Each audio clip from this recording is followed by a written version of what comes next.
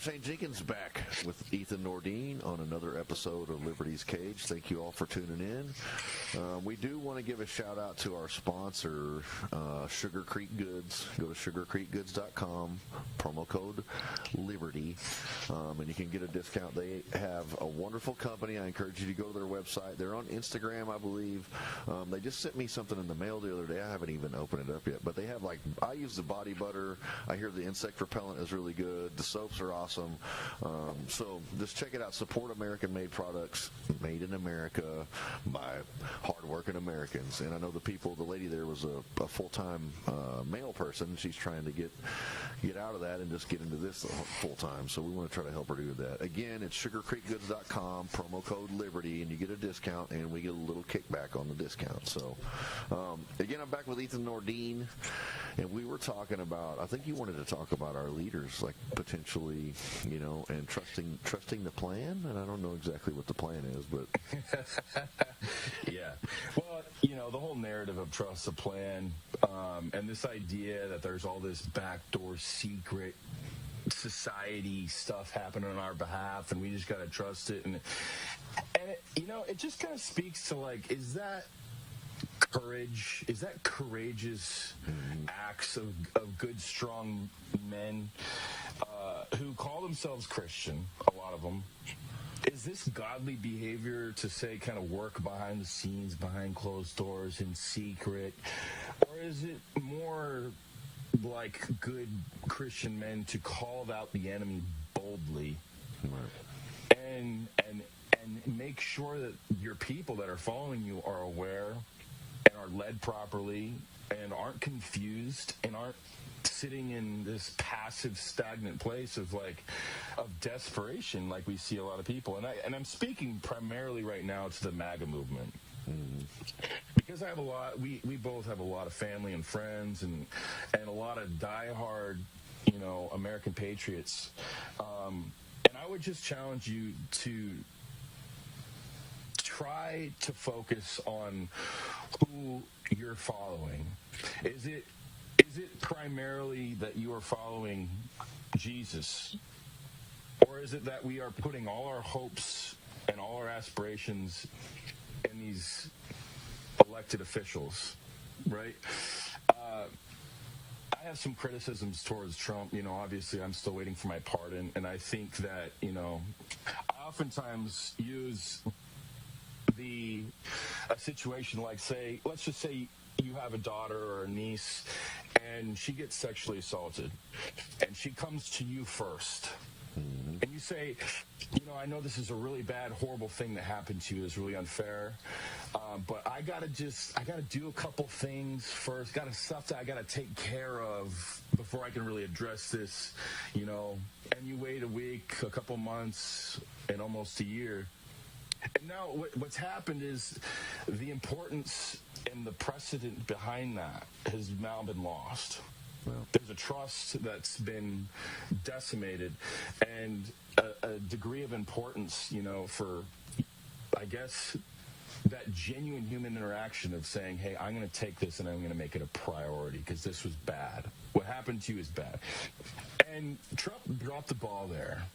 For guys like us and all sorts of other people that have been affected by COVID, lost their jobs, who, incurred permanent damages from maybe the vaccine or were threatened or whatever, and everything else, the Catholics and the Christians that were arrested for protesting, the abortion clinics. The soccer moms that were getting followed by the FBI because they were protesting the transgender, the guy. There's no boys and girls bathrooms or whatever, There's no sense of urgency to say, hey, we're going to take a moment and really dive into this because this was bad. This was what happened. And I recently was, I spent a lot of time listening to people kind of dive into Scripture and bring it out in a way that's relatable to what we're going through right now. And there's a lot of indication that we're in the end times, and I think everybody's kind of believed that, but I really see that there's some things that indicate that we are truly in the end times, that evil is really showing its head, and this is kind of the time to really call forth everything you have to be present in what God is calling you to do. And our leaders, we get confused as who's who, who's on our side. And I think the easiest thing to do is read, I think it was Matthew 7:12 or Matthew 7 something, whereas you will know them by their fruits. And so we have all these people saying all kinds of things. Oh, don't worry, we're going to investigate this. We're going to start this. Trust the plan. And they give us little crumbs of the cake. And they give the cake to somebody else. And I'm at a point now where I see men like you. I see men like a lot of guys that we met along the way through our journey who are great guys. It really breaks my heart to see what they endured, what their family endured, what they lost.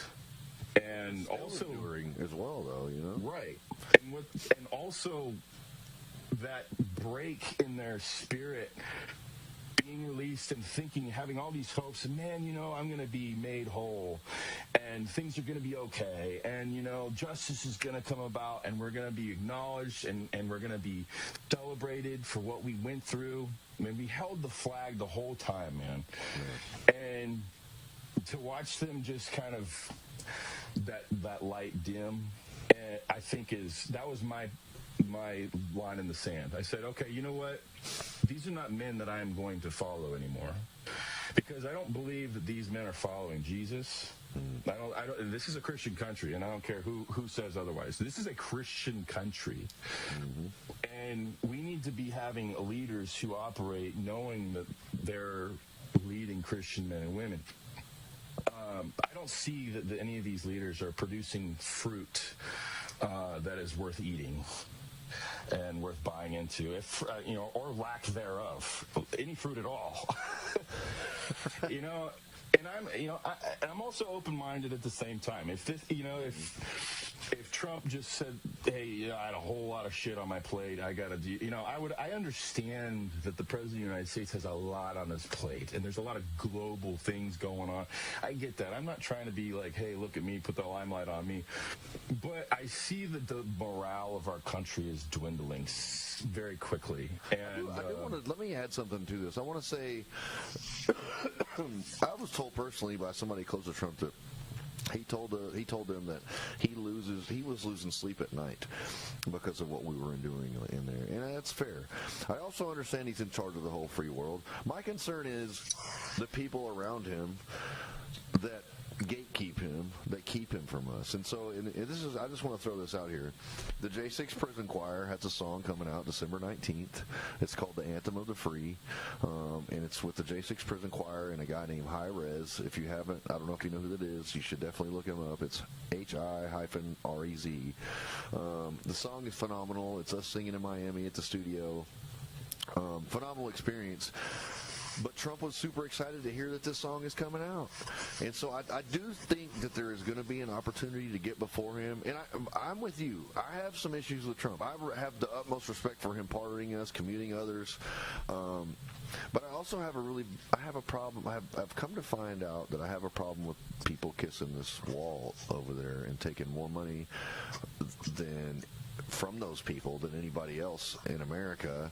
And it seems like, to me, I think that organization, AIPAC, should be registered as under FARA, which is a foreign agent registration act, where if we had, let's just say it was Iran sending all this money to America, and all these people are kind of like, we're going to just kind of ignore what Iran does. I think that's foreign influence in our government, under Congress, Senate, all those things. And so I have a huge problem with that. I also think that, I think we have an opportunity, and I told you earlier, Sarah McAbee and myself will be going on RG Media in the UK, which is the largest media company in the UK. And we're going to hope that it boomerangs back to somebody in the Trump administration so we can bring to light the 4 people who died, the people that are unpardoned, and those things. We are not giving up that fight. We are still fighting. Stand in the Gap is still fighting for all of you who have not been pardoned. It has just been an uphill battle, man. The gatekeepers, and one of the main gatekeepers is Susie Wiles, and she's his chief of staff, and so it's very difficult. We do have an ace in the hole that we feel like we can get a hold of him, but we're in the process of doing it. It's very frustrating. I can only imagine, I mean, honestly, I've been living unpardoned my whole life. So but man, it's not fair for y'all, man. It's not fair for y'all. I just want to say that. It's not fair.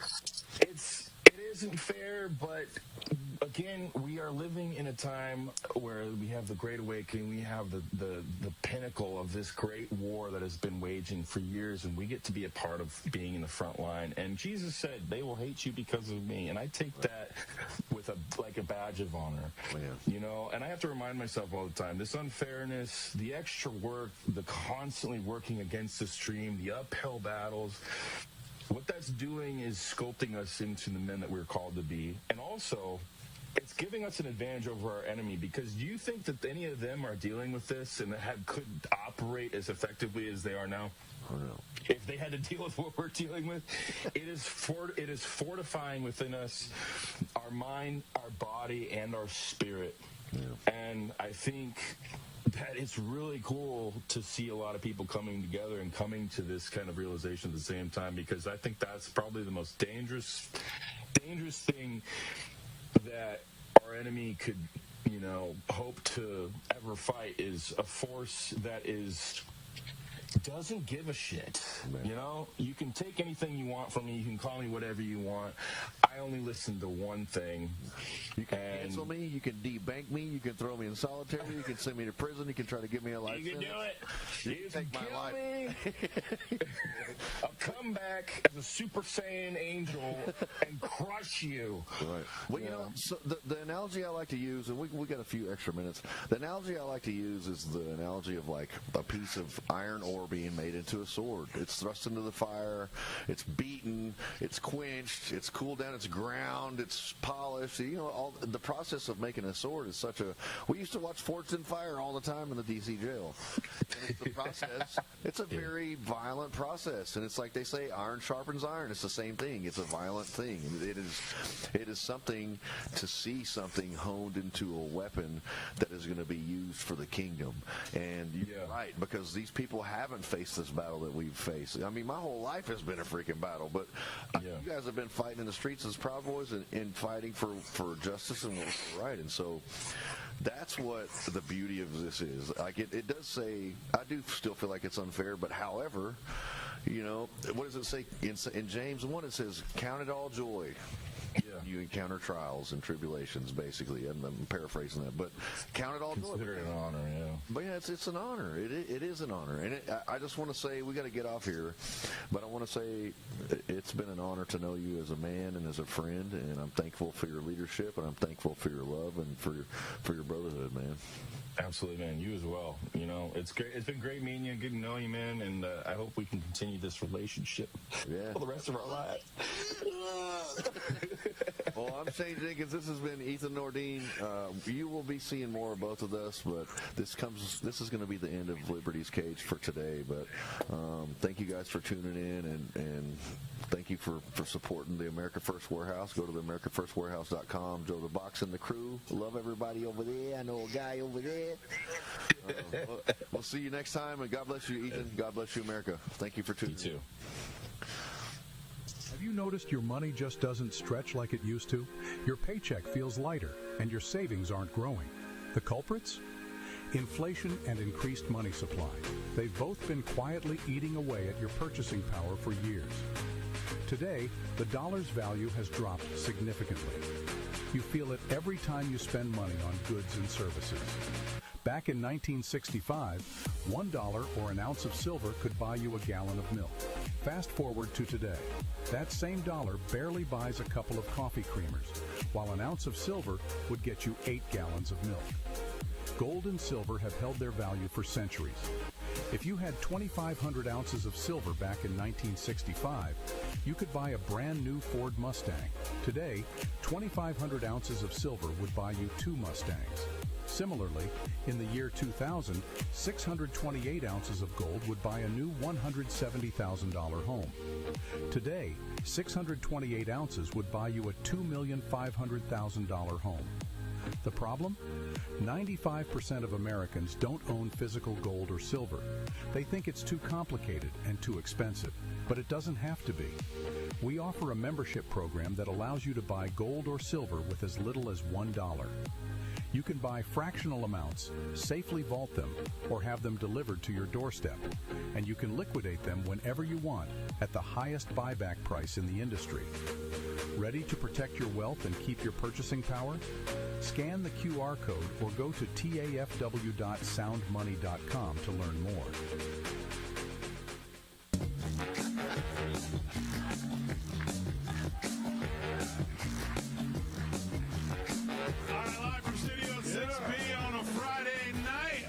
At the America First Warehouse. Live at the America First Warehouse on a Friday, Real America's Voice, all across the country, 103.9 LI News Radio, all across your radio, Suffolk County, Long Island. Glad you're in. It's me, Joe the Box, and I'm John the Blanket with the America First Podcast. That's what I'm talking about. The Fred Rubino Podcast coming to you from the America First Warehouse. Welcome to Right for America. Issues that unite, don't ignite. I'm James Justice. We got Stephen Ruth over here. What are we doing, Steve? Fighting! Welcome to the Patriots Podcast. Good evening, everyone. We live stream every Tuesday night at 7:30 p.m.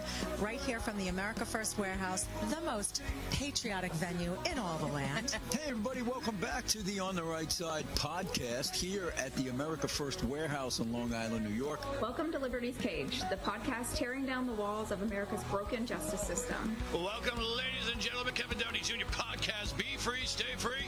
Welcome to Suffocating in Suburbia with me, your host, Stevie GB.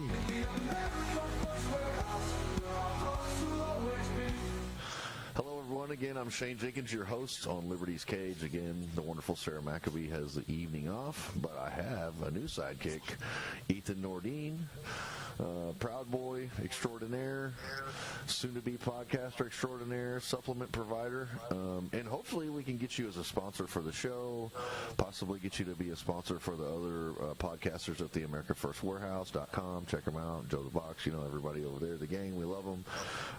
But I kind of wanted to ask you, again, this is Ethan Nordine. I wanted to ask you, what is your podcast going to be about? Like, is there a theme to it, or is it just kind of share that with us? Well, you know, I've spent the last 10 years, 4 of which I was in prison, but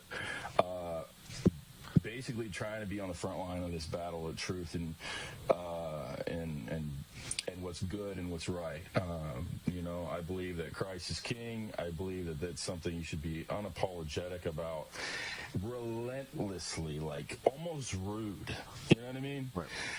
And I think that that's been really lost on us in the last 100 years or so, and that really dives into a lot of the problems we're seeing with men and masculinity, the lack of leadership in our communities and our politics, and it's been degrading our culture. It's been degrading our way of life for quite some time now. I would imagine, I would bet that everything that we're facing right now, from us being locked up, from COVID, from, you know, everything that's been such a huge ordeal within just the confines of America, not even talking about the world, has been a reflection of us separating ourselves from God.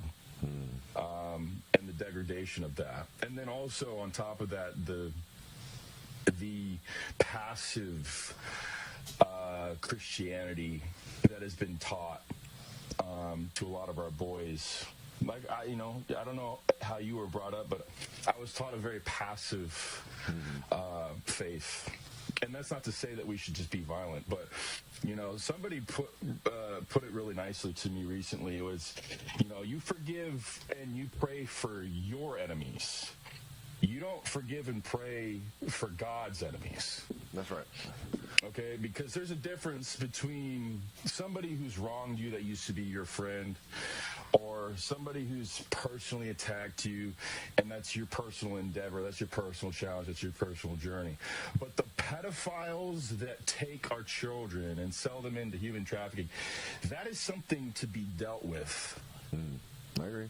and to smite, on sight, to me. And I don't think that's something that I think that is something that people struggle with, especially Christians. Well, we're supposed to forgive. God calls us to forgive.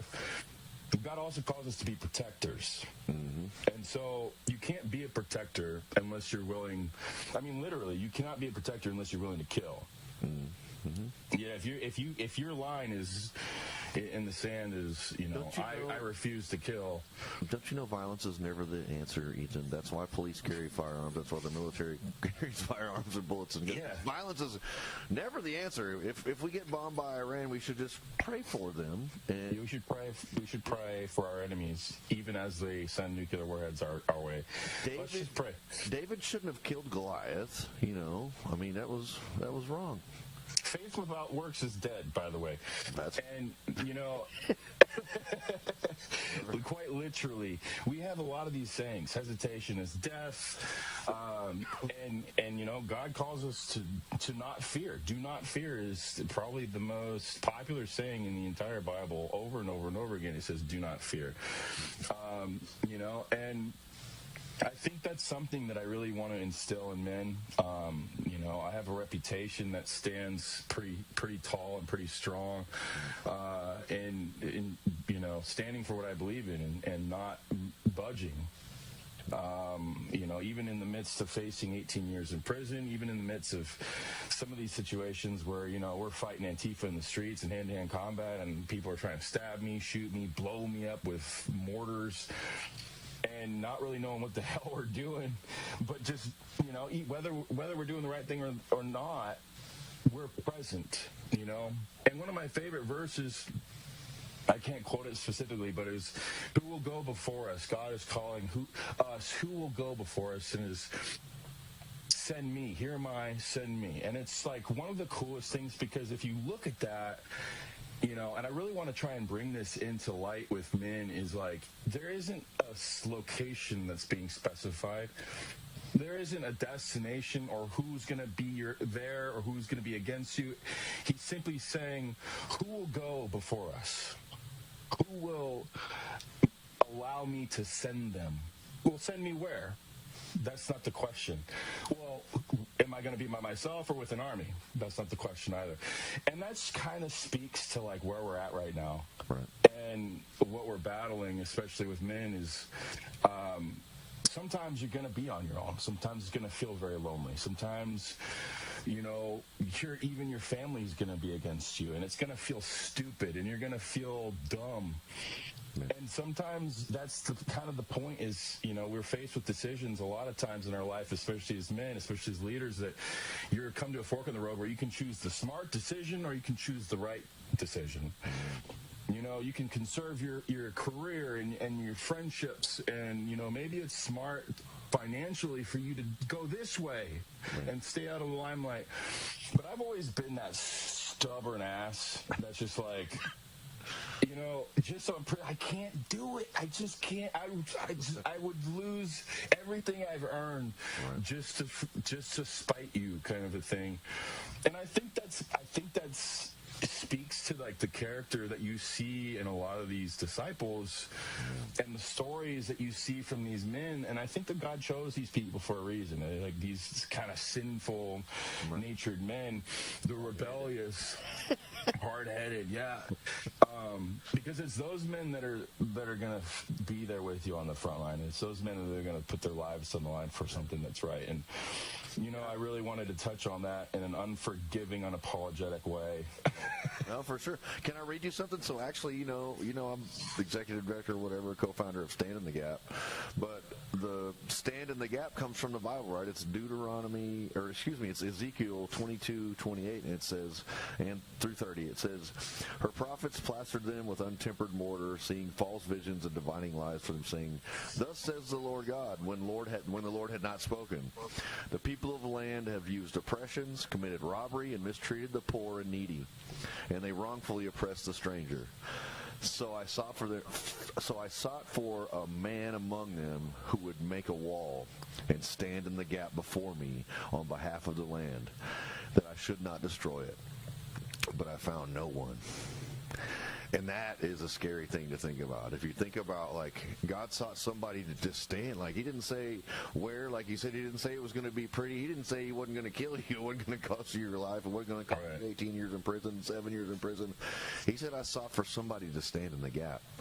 And he sought a man. He didn't seek a boy. He didn't seek a girl, a transgender, none of that. He said, I sought a man to stand before me. You know what I mean? And so I think it goes right along with what you're saying. I love that. And I think that is, I want to point the finger at the pastors and say this passive Christianity that we've inherited is their fault. But I truly believe that it's our fault. That we, if you read with understanding, you pray and seek God's face and seek understanding of His Word, then you will understand exactly the meaning of His Word and what it truly stands for. You don't need to be fed from another pastor. You obviously need the community of the church, but I think the battle that we're fighting in is one on the home front. Like the first church you got to make sure is in order is the one in your house with your wife and your kids and all that, and then you go to the church and you work on getting that in order and make sure the gospel message is according to what we believe male leadership should be like. But this world is out of whack. Like I have a church down here. It's a Mormon church, and they've got the transgender flag hanging in the front window, and they've got the transgender flag hanging on the sign out by the street. I don't know if it's Mormons. It might be another denomination, but I did a video on TikTok about it or whatever. It's just really frustrating. It's so confusing to people, as if there's not enough watered down doctrine to go around. Whether it's like the prosperity doctrine that Joel Osteen teaches that. He said, God knows who you are. He knows which team you're on. He knows what you deserve. And I said, what I deserve? You know what I deserve? I deserve to burn in hell for eternity if it were not for the blood of Jesus Christ. That's what I deserve. And so anything that I'm given after that is grace. I don't have any expectations for what I get. I do believe He loves me and blesses me with all different kinds of things. But I don't feel like He owes me a single thing. Yeah, and this is the reality. We are at the peak, the pinnacle, the turning point, whatever you want to call it, at the head of the biggest, most prestigious war since the dawn of time of good versus evil. This is a war. It's the war of the spirit, the mind, and the body, and it is coming from all fronts, and we're realizing that now. We're experiencing what a lot of people refer to as the Great Awakening, and they call it that for a reason, because we were asleep. The generations before us got comfortable and kind of allowed for these things to move in and set in because, it didn't really bother us personally, so why should we care? And that's kind of the mentality that the devil uses. It's very subtle. Very subtle things that just slightly move you off your path, but more so your children, because you create a normal dynamic that we're seeing now with kids, with this whole transgender thing, homosexuality, and I don't care what people think. If they think I'm a bigot, if they think I'm a racist, I don't care, because first and foremost, I'm a man of God, okay? I am a child of God, and I see people as children of God, and I see people as children of Satan too. And so that's how I judge the world. And if you are worshiping Satan, you are my enemy. Now, I will pray for you, and hopefully I will have an opportunity to, bring you back, right? That would be the greatest gift. But I also have a responsibility as a man, and the things that I've seen personally and I've endured, I understand what's at stake, just as you do. And I don't want my family to go through that. And, we're reading 12 minutes right now. Go ahead. We got it. You're good. That's fine. We'll be okay. Okay. Well, I'll just finish up by saying, we can transition into talking about, our leaders, the caliber of people, what a man is, and who we elect to represent us men, and why that's important. So, are we doing another segment? I can't remember. Yeah, we're going to do another segment. Okay. Probably run long on that one. It's fine. Again, I'm Shane Jenkins, your host today on Liberty's Cage, and this is my brother and my friend. And I don't throw that word around lightly. You are my friend and my brother. And so we will be back with Ethan Nordine and more Liberty's Cage right after this on the AmericaFirstWarehouse.com. God bless you all. You've worked hard and saved, but inflation and increased money supply are eroding your buying power. Protect and grow your wealth with physical gold and silver. Sound Money. With a Sound Money wallet, your wealth stays in your control. Buy fractionally, vault securely, ship directly, and instantly liquidate your gold and silver at the highest buyback price in the industry. Real money, real ownership. Visit tafwsoundmoney.info or scan the QR code and start securing your financial future today. The America First Ultra MAGA store. For all your MAGA needs. We sell t-shirts, tumblers, flags, hats, sneakers, bumper stickers, and a whole lot more.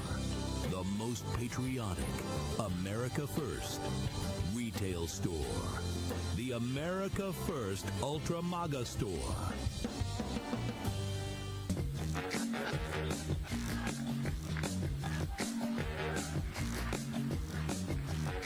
Live from Studio 6B on a Friday night, live at the America First Warehouse.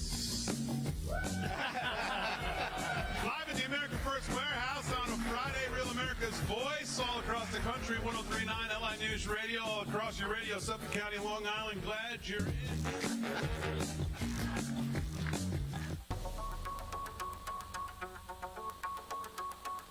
Corporate transfer. Fine professional, moving and storage, and inventory management.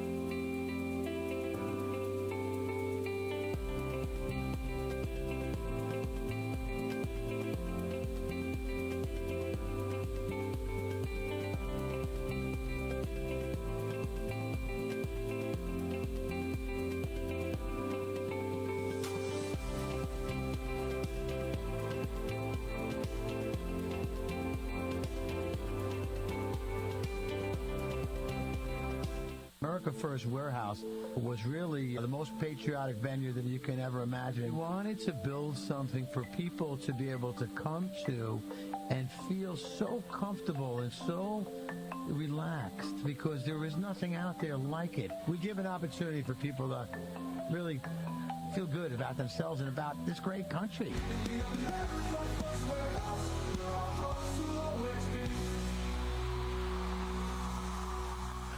Welcome back, everybody. It's the Late Night Thunderstorm with Shane Jenkins and Ethan Nordine. Actually, no, it's Liberty's Cage, but we're just having a little bit of fun. I get to hang out with my brother. I haven't seen him in a long time. We did some hard and some fun. You know, we had some fun in the D.C. jail, but it's an honor to have you on, brother. I'm glad to see you're doing well. I was worried you were going to fall off the face of the earth. I hadn't seen you in forever. I hardly talked to you. I'm sure, I don't know if you want to share family business, but you got some good news, I think, and you're working and taking care of that, and but I'm happy to have you here. This is broadcast on the AmericaFirstWarehouse.com network, which I don't know if you know Joe the Box and all the people up there at the America First Warehouse. Do you know? God, I don't know. I'm potentially, man. I'm more of a base guy. I've forgotten everything. We got to get you up there. These people are freaking phenomenal. They film the show live at Studio 6B there at the warehouse every Friday night. I've got to meet those guys, got to be on their show. Phenomenal people. Just everybody up there. I'm a Southern guy, right? And so I don't know, about the Yankee doodle dandy thing.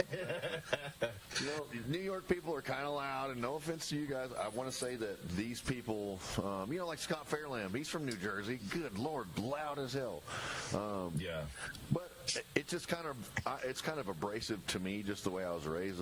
Quiet, yes ma'am, no ma'am. Try to be respectful, not be, noisy or anything, but, whatever. But these people off in Long Island and Ronkonkoma, man, phenomenal people. I can't wait for you to meet Teresa and the whole crew up there.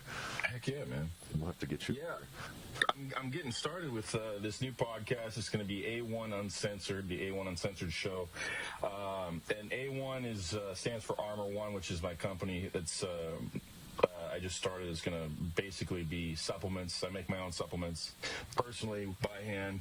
I've been doing it for years. I just got started up now that I got out of prison, and back at it. And I'm into bodybuilding and stuff like that. So it's been something that's been close to my heart and close to something something I'm passionate about for a long time. And bringing that into this whole fight for truth is a really smooth kind of transition. It kind of coincides with what we're already kind of doing and what we're battling, and I just want people to have something that they can take, that they can trust, and from somebody that has been on the front line of this whole battle for truth and awareness, like yourself.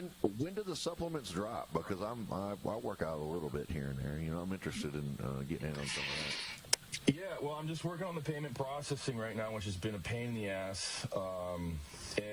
But we got a guy that we're working with right now, just getting all the banking information and everything. Once that's done, we got a guy. You know a guy. It's all about who you know, not what you know.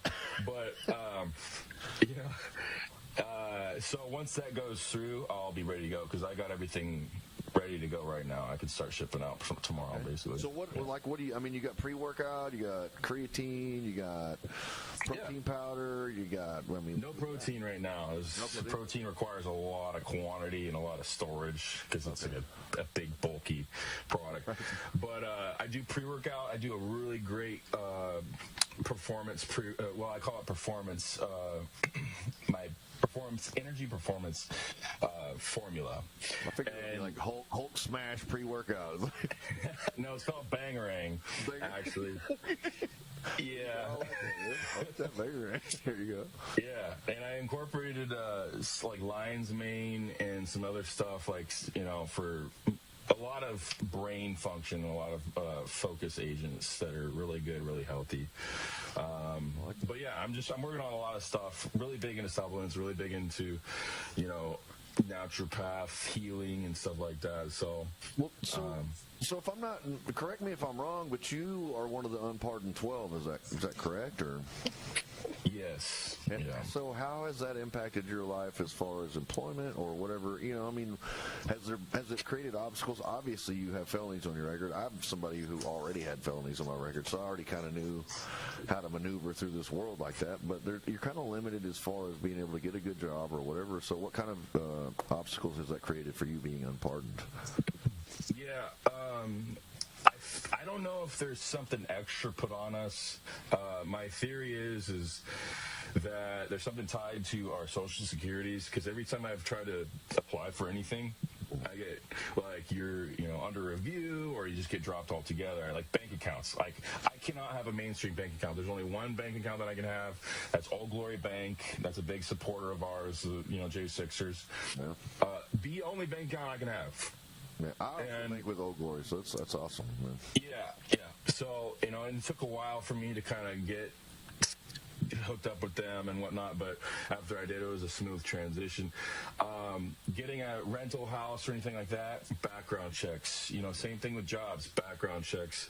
Well, so Colton McAfee shared, and I've heard it from other people, that so it'll if they do a background check, it pulls up X, Y, and Z charges from January 6th, whatever, and it shows everything, right? Sedition or whatever is going to show. Yeah, seditious conspiracy. And it says in little ink down at the bottom, pardoned by presidential whatever, unconditional pardon or whatever by the president of the United States. So if you encounter anybody who's an employer or concerned, like I don't think you had violence, but if you did have violence, it shows, you have an assault case, and so it still shows these charges even though you were pardoned by the president. And we know the kind of obstacles, like with the cancel culture and all that presents for people. Yeah. And so, and a lot of employers, maybe they would be cool taking in anybody with felonies, but then the stigma that comes with the J6 stuff, and a lot of people don't, that's not a big deal. Look, I've been doing this for 10 years. I was a Proud Boy before January 6th, and there is a real stigma that people don't want associated with their business. Right. And I have no blame against them at all, because it's a real thing, but it makes it a lot, even the people who support us it's like at first, yeah, come on, no problem, man. And then high five, like, yeah, come on. And then the second you get a customer, somebody's like, hey, aren't you? And they're like, oh shit, you gotta go, bro. Sorry, you know. And that's happened to me so many times. You know, people don't take it seriously, like, oh, that's not a real thing, you'll be fine. But it's like, how many times do you want to like start a job, train, get to know everything about the job, do good at the job, get fired, and then start all over again? Yeah. So I've been just taking my time and starting my own business because I just want to be my own boss, you know, at this point in my life. Well, if there's anybody that I believe can do it, I know you're a leader, and I know you're a good man, and I think that you're going to hit your niche right there in that bodybuilding and the supplements area. But I also like it. The kicking ass arena.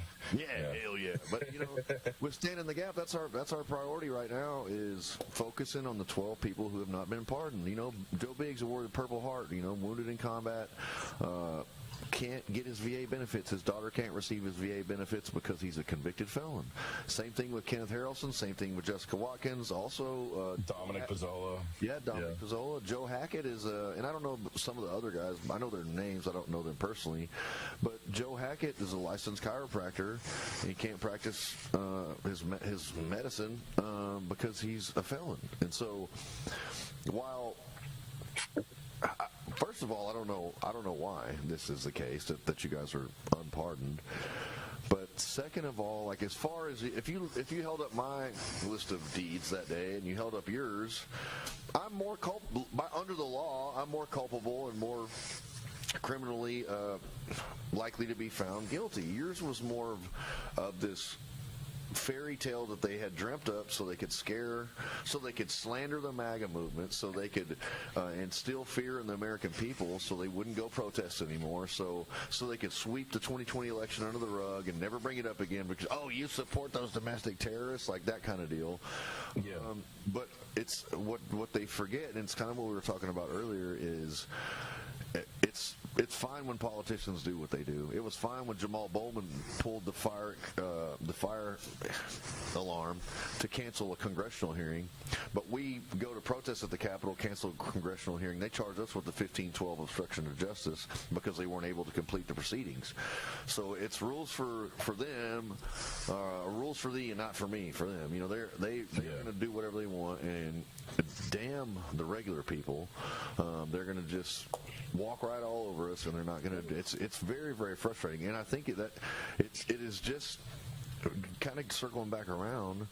You know, they compensate themselves for being spied on, but here we are, 4 weeks away, and all these people are going to walk away from January 6th without a scratch. And meanwhile, you and I, people just like us, January 6th, suffered years in solitary confinement, years without visits with our family, a year without a haircut, a year without fingernail clippers, whatever it was, being 1,000 miles from home in D.C., unable to see my kids, you know, and just a freak. But screw us, you know what I mean?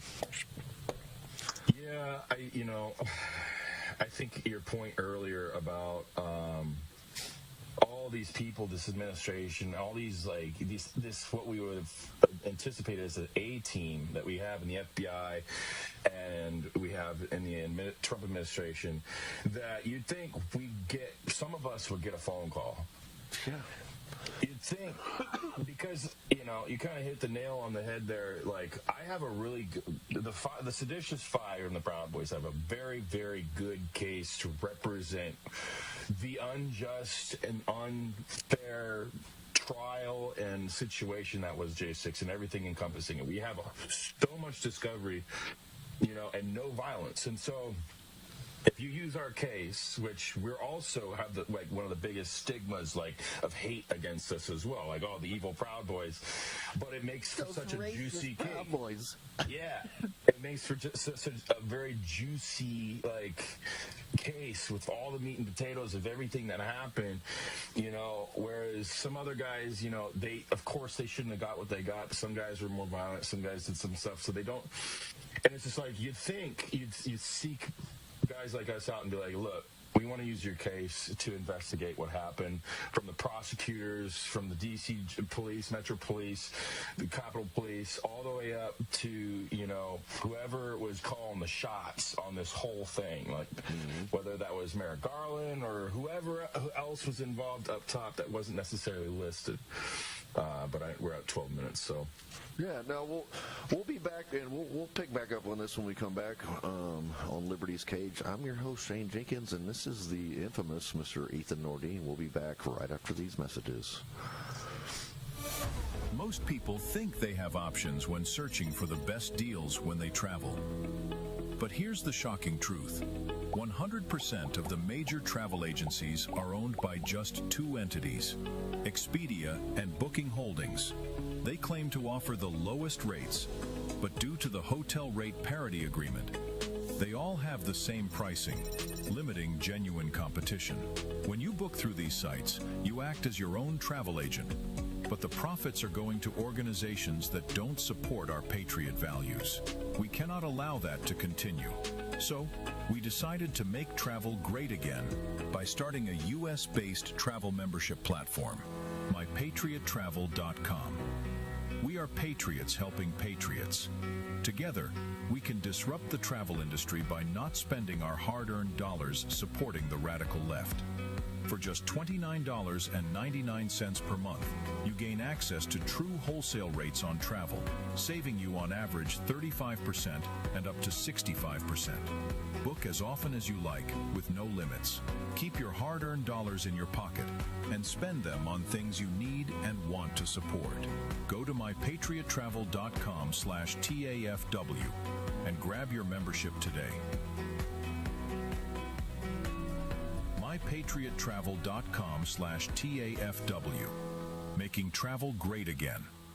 Hey, fellow patriots, it's Cindy Gross here, host of Right for America, from your favorite place, the America First Warehouse. You've seen me show on my show so many products from this country's #1 most patriotic manufacturer with close to 400 products. You need to exchange the products you use in your house to this company and make your dollars count in our country. All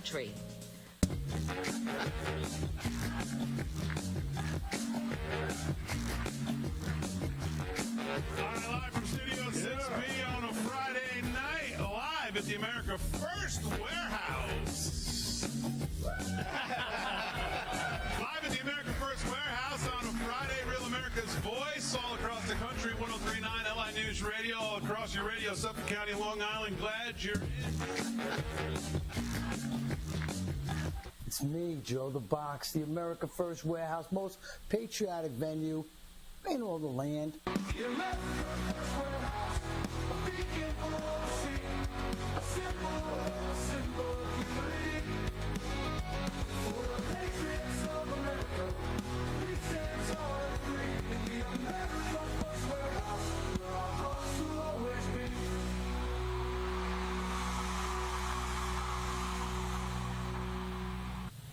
Good afternoon, everyone. Shane Jenkins here with another episode of Liberty's Cage. Today is kind of a special day. I get to be in here with my Gulag brother and close friend, Proud Boy, Mr. Pan Man himself. But we're blessed to have you here today. We are going to talk about some things that he has going on. He's got a supplement line coming out. He's about to start a podcast. And you know that Liberty's Cage is a place where we like to tell the stories of all our J6ers and just kind of be a family. And so welcome to the show, Ethan Nordine. Happy to have you here, man. Heck yeah, man. Good to have you bring me on. It's been a while since we talked, and, a lot of stuff's happened. Also, a lot of stuff hasn't happened, and so whatever you want to dive into, man, because I know there's a lot, I'll just bounce off of you.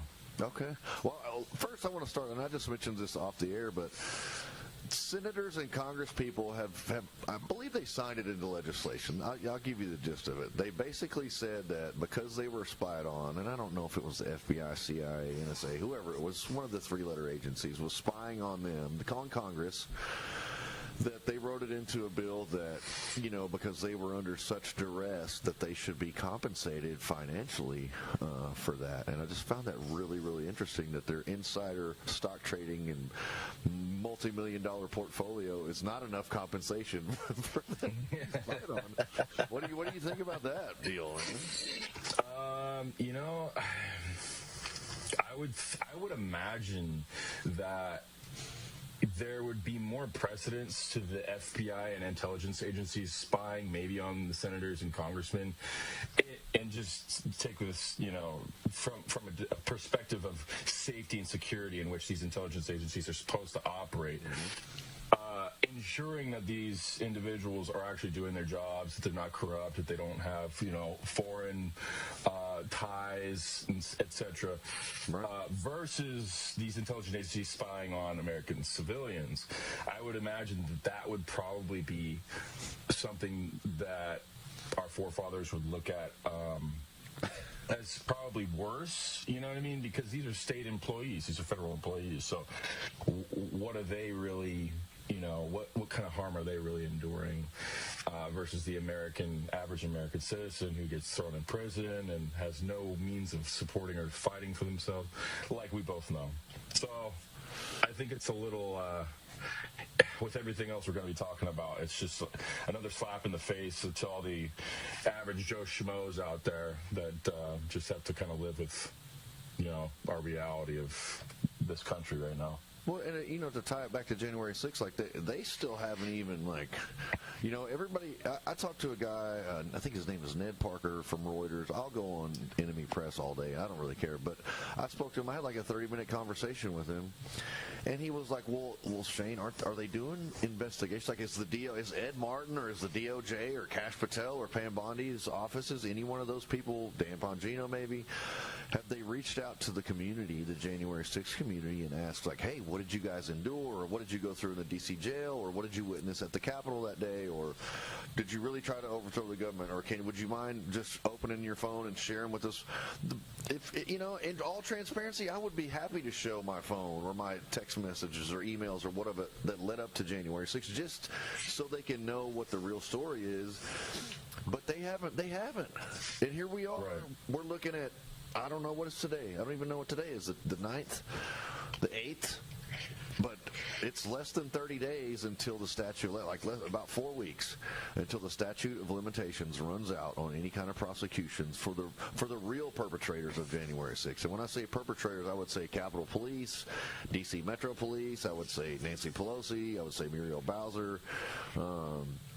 I say Capitol Police, but some of them were acting inappropriate. Some of them were letting people in, and then they ended up getting prosecuted after. The Capitol Police only had 200 of 2,000 total officers on duty that day when there's 1.5 million people protesting a very hotly contested election where a lot of people's feelings were pretty, bent out of shape over that. And here they have 10% of their total labor force is there at the Capitol. What in the hell? And not only that, Muriel Bowser and Nancy Pelosi refused the National Guard. If they would have had a perimeter of National Guard or Humvees or whatever and said, hey, you guys can come up this far, but just stay there, protest, make your voices heard, it would have been a whole different scenario. None of us would have spent 4 years in jail. What do you say to that? Well, it's kind of an onion of a situation. There's multiple layers to it. I always go back to nobody has ever really considered, the fact of the matter that the president of the United States, the current sitting president of the United States, Donald J. Trump, was telling the American public to go to the Capitol, that the election was being stolen. Now, whether you believe that that's true or not isn't really relevant, but you're having to talk about the chain of command, the highest echelon of power, the executive branch is telling the American people. And, you kind of boil it down. It's just does that fall under civic duty? Does it fall under an order from your superior? You have these questions that are kind of silly when you bring them up in court, but if, say, Donald Trump ordered the National Guard or maybe the Marine Corps or something in that regard, hey, the election is being stolen, I'm putting an executive order down, I'm stopping and neutralizing all court proceedings until there's been transparency brought and high investigations into these, the voter fraud allegations. And that would probably go through I would say the leadership, and they would all say like, okay, yeah, he's allowed to do that. Whether they side with him or not, they wouldn't probably oppose that. And so, why is it that when the American citizens ever get involved with anything, that we're just kind of scoffed at and laughed at? We have to endure everything. Nobody ever really gets investigated when we get wronged. But take for example that I think it was Air National Guardsman. He was like 20-something years old, and we were locked up during this period of time, and he had leaked, classified documents like on his gamer profile, and the guy got like 18. I don't know what time he got, but he got a significant amount of time. Now, I'm not saying that's the right thing to do and that he shouldn't have been punished, but at the end of the day, this guy had access to it. He was 21 years old. His superiors left this open for him to see. It wasn't really within his scope scope of responsibility, and they hammer him. And so it goes to show you that if you join the Marine Corps, if you join the Army, if you join the whatever branch of the military, and you put your life on the line and you volunteer to go put yourself in harm's way to defend this country, one small mistake or even one lapse of judgment, like leaking classified documents here under Gabriel, can result in years immediately. This guy is going to he's going to get tried and convicted within less than a year. But if you are a sitting official, a congressman or senator or anybody that was involved, whether it's Metro Police or Capitol Police that day, and there is just loads of evidence to suggest whether it's Roseanne Boylan getting beaten to death while she was unconscious, or whether it was Ashley Babbitt who was shot, an unarmed woman climbing through a window. And you can make any argument you want. I know the rules of engagement just like you probably do. I've done a lot of security. There is no reality anywhere within the scope of the United States where you're given a weapon, a firearm, and your first response is to an unarmed woman crawling through a window or crawling through a door or whatever, charging you, is to first respond with lethal force. No. And that guy hasn't been prosecuted. In fact, he was awarded, and he's been protected. So it's it really kind of boils down to where we're at right now, I think, is a big turning point, no pun intended, right. To where Americans are. And we're I think a lot of people are coming to the realization that whether it's COVID or January 6th or anything else has happened, that the government does not have our best interests in mind. There's no accountability. We don't really know what the hell's going on, what's true and what isn't. And so will there be investigations? And here's the thing, I don't want investigations. I want indictments. Yeah. You know what I mean? I'm kind of tired of the investigations. Ethan, they put together the new January 6th committee, and they're supposed to, are they going to wait till the statute of limitations and stuff and then roll out this January 6th committee? But look at all the stuff we found. But, sorry, the clock ran out, so they're not going to be held accountable for it. Right. You know what? Sorry, America. We're sorry to all you people who suffered, all those 1,600 families that we impacted and put in, canceled, put in prison, whatever, labeled domestic terrorists, whatever you did to them. Y'all don't worry about that. We'll take care of that. No, you're not. No, you're not. Yeah. And it's just becoming the same old song. Whether COVID was the same thing. There's no accountability. It's all kind of brushed under the rug. Even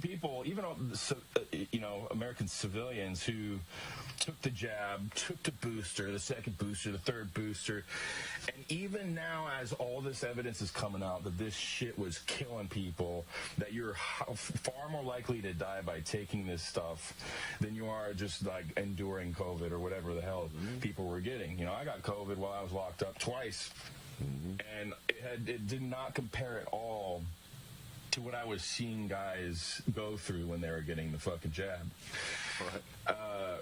And there's just no accountability. There's no, you were right, or you guys aren't crazy anti-vax.